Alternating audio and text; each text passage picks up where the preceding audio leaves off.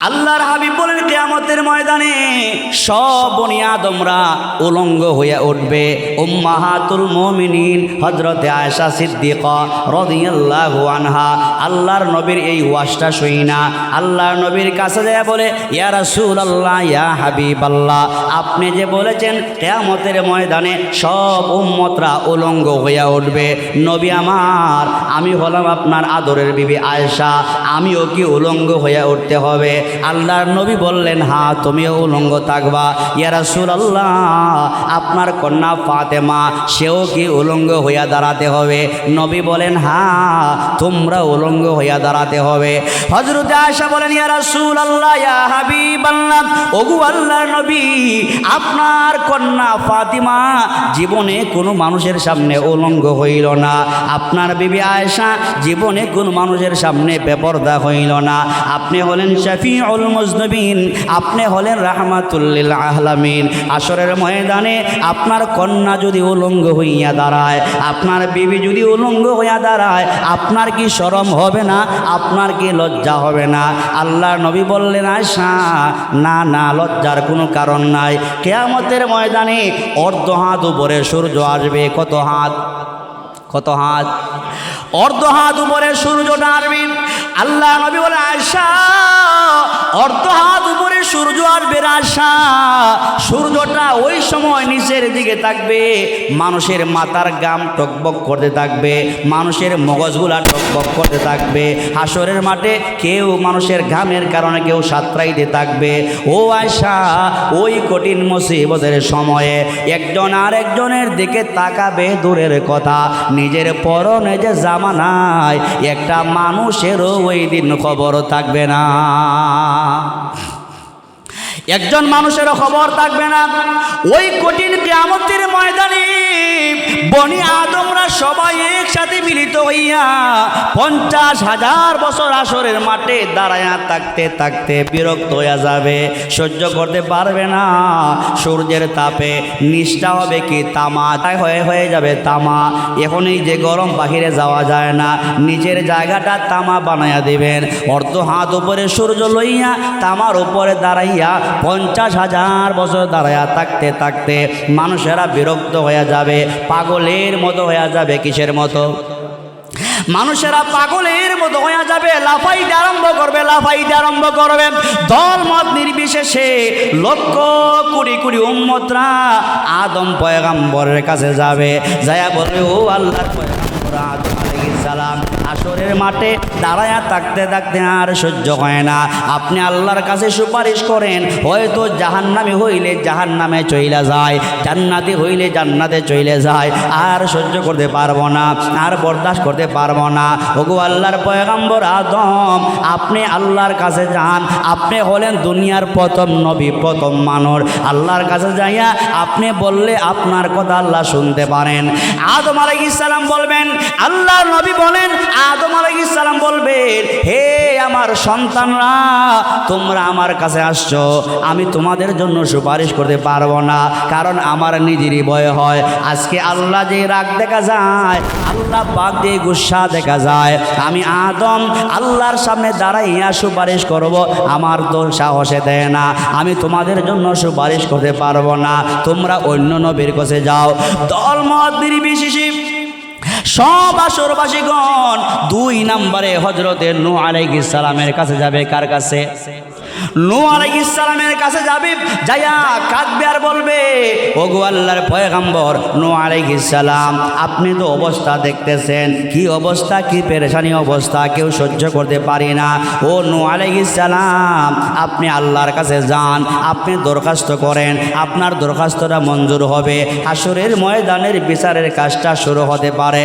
নূহ আলাইহিস সালাম বলবে, না না, আদম পয়গম্বর যেখানে সুপারিশ করতে পারে নাই, আমিও সুপারিশ করতে পারবো না, অন্য নবীর কাছে যাও।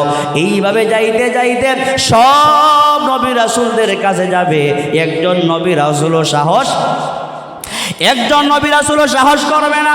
সর্বশেষ সব বনি আদমেরা মিলিত হইয়া ফয়সলা করবে, পরামর্শ করবে।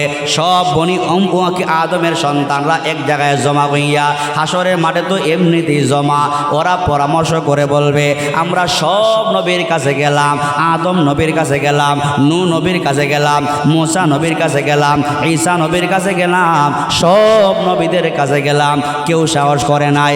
একজন মাত্র নবী আছে, ওনার কাছে যাওয়া হয় নাই, উনি হলেন ইব্রাহিম আলাইহিস সালাম।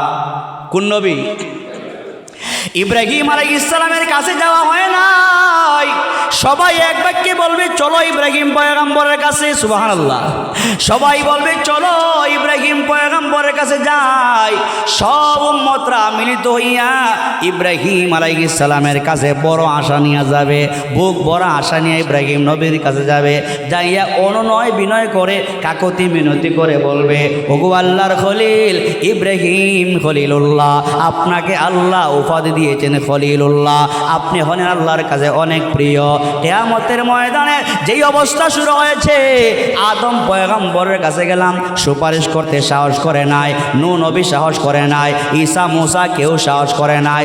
ও ইব্রাহিম পয়গম্বর, আপনার কাছে বড় আশা কইরা আমরা আসছি, আমাদেরকে খালি হাতে ফিরাইয়া দিয়েন না, নিরাশ করে ফিরাইয়া দিয়েন না, মেহেরবানি করে আপনি সুপারিশটা করেন, আল্লাহ যেন বিচারের কাজটা আরম্ভ কইরা দেন। ইব্রাহিম আলাইহিস সালাম বলবেন না না, আদম পয়গম্বর যেখানে সুপারিশ করতে পারে নাই, নূহ পয়গম্বর সুপারিশ করতে পারে নাই, আমি ইব্রাহিম খলিলুল্লাহ সুপারিশ করতে পারবো না, আমার সাহসে দেয় না। তবে একটা কাজ করতে পারে, তোমাদেরকে একটা পথ বাতায়া দিতে পারে, তোমাদেরকে একটা পরামর্শ দিতে পারে। সবাই বলবে ইব্রাহিম পয়গম্বর পরামর্শটা দেন, আমাদেরকে একটু বাঁচান। ইব্রাহিম আলাইহিস সালাম বলবে ওই যে একজন নবী দেখা যায় মুহাম্মদুর রাসূলুল্লাহ, এই কিয়ামতের ময়দানে রাহমাতুল লিল আলামিন শফিউল মুজনবিন মুহাম্মদুর রাসূলুল্লাহ সারা এই কিয়ামতের মাঠে তোমাদের পক্ষে সুপারিশ করার কেউ সাহস রাখে না। যেই মাত্র আমাদের নবীর নামটা বলা হবে, দল মত নির্বিশেষে সব আদম পয়গম্বরের সন্তানরা ঐক্যবদ্ধ হইয়া দৌড়াইতে আরম্ভ করবে, আল্লাহর নবীর কাছে দৌড়াইয়া যাবে। যাইয়া দেখবে শফিউল মুজনবিন রাহমাতুল লিল আলামিন, আমার আপনার নবী রাহমাতুল লিল আলামিন সেজদায় পড়ে আছেন। সেজদায় পড়ে আল্লাহর নবী বলতেছেন ইয়া রাব্বি উম্মতি, ইয়া রাব্বি উম্মতি, হে পরওয়ারদিগার, হে পরওয়ারদিগার আলম, 50,000 বছর দাঁড়ায়া থাকার কারণে আমার উম্মতরা ক্লান্ত হয়ে গেছে, আর সহ্য করতে পারবে না।